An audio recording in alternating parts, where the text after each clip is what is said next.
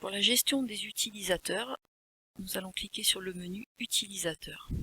La page affiche la liste des utilisateurs en précisant l'identifiant, le nom, l'email et le rôle.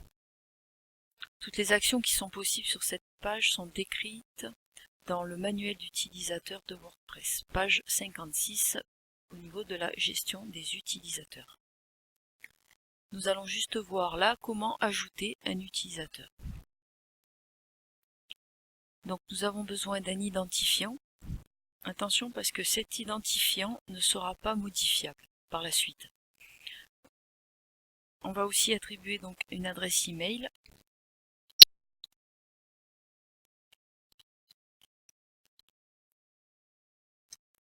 Les trois champs suivants ne sont pas obligatoires, mais je vous conseille de renseigner le prénom et le nom. Au cas où vous ayez plusieurs utilisateurs, ce sera plus simple pour les identifier.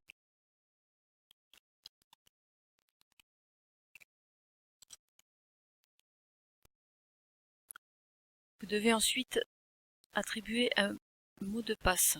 Donc si vous cliquez sur afficher le mot de passe, vous vous rendrez compte que WordPress génère automatiquement un mot de passe sécurisé, mais je vous mets au défi de le retenir. Donc c'est ici que vous pouvez modifier le mot de passe en conservant les règles qui permettent donc de sécuriser l'accès à WordPress. Donc on va choisir déjà des minuscules, des caractères spéciaux, des chiffres et enfin des majuscules. Et là nous avons un mot de passe qui est considéré comme sécurisé. Vous allez attribuer ensuite un rôle à votre utilisateur en sachant que WordPress définit 5 rôles différents. Ici on va choisir administrateur, mais vous pouvez consulter le manuel WordPress qui vous donnera plus d'informations sur ces rôles. Ensuite vous cliquez sur ajouter un utilisateur.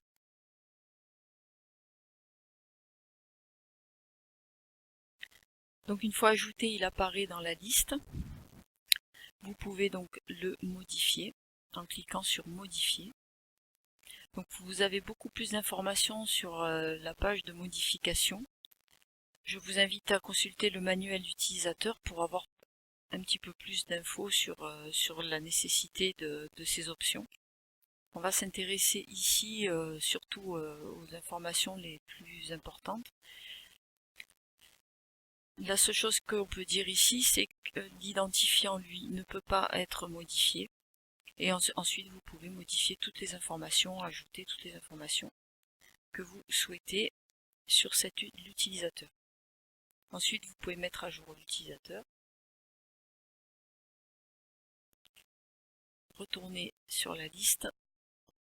Maintenant, nous allons voir comment supprimer un utilisateur. Il suffit de cliquer sur supprimer. Cet utilisateur a peut-être créé du contenu sur votre site internet. Il faut savoir donc à ce niveau-là si vous souhaitez supprimer le contenu lié à cet utilisateur ou si vous souhaitez attribuer le contenu à un autre utilisateur. Donc c'est ce qu'on va faire, attribuer tout le contenu à un autre utilisateur. Donc logiquement ils apparaissent tous dans la liste déroulante ici. Vous choisissez un utilisateur et vous confirmez la suppression.